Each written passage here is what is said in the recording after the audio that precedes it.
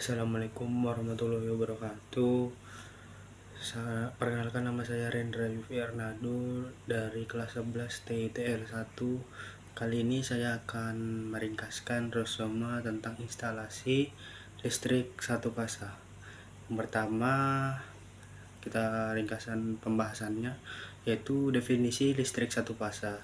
Jaringan listrik yang menggunakan 2 kawat atau penghantar fasa dan netral dengan tegangan 220 volt.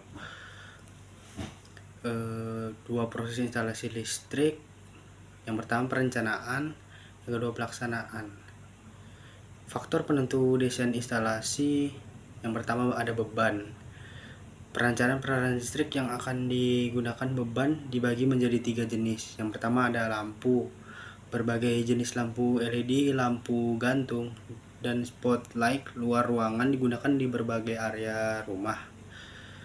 Utilitas atau stop kontak umum digunakan untuk peralatan umum seperti pengisi daya ponsel, komputer, TV, blender, dan setrika. Yang terakhir, beban motor.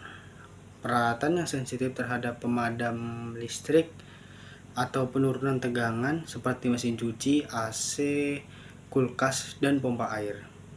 Untuk mengatasi masalah ini disarankan untuk memberikan penundaan waktu minimal 1 menit sebelum peralatan ini menyala kembali.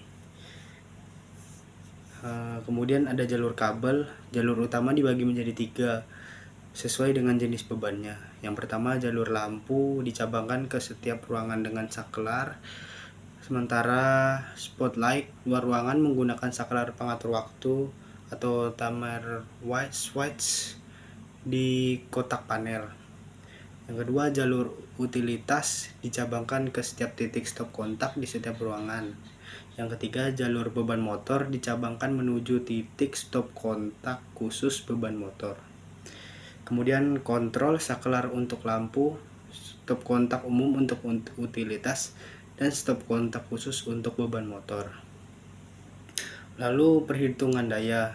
Total daya lampu 107 watt, total daya utilitas 2927 watt, total daya beban motor ada 1750 watt.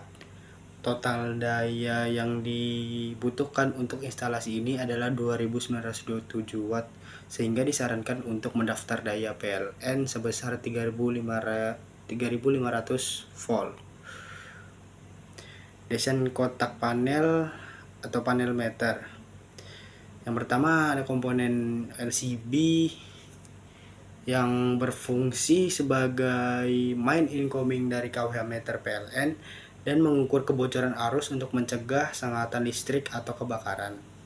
Yang kedua ada 4 MCB, 3 MCB 10 ampere untuk masing-masing jalur lampu, utilitas, beban motor, dan 1 MCB 10 ampere sebagai cadangan. Kemudian relay, time delay relay atau TDR, magnetic kontaktor, dan timer band digunakan untuk mengontrol beban motor dan lampu ruangan. Kemudian terminal netral dan terminal grounding. Lalu ada pengawetan. Ada fase utama dari LCB dialirkan ke masing-masing MCB, sementara netral menuju terminal netral. Jalur utilitas menggunakan kabel NYM 3x2,5 mm persegi, fase netral grounding. Kemudian jalur beban motor memanfaatkan relay, TDR, dan magnetic kontraktor untuk memberikan penundaan waktu saat menyala kembali setelah listrik padam. Oke, mungkin segitu saja penjelasan dari saya. Mohon maaf apabila salah kata. Wassalamualaikum warahmatullahi wabarakatuh.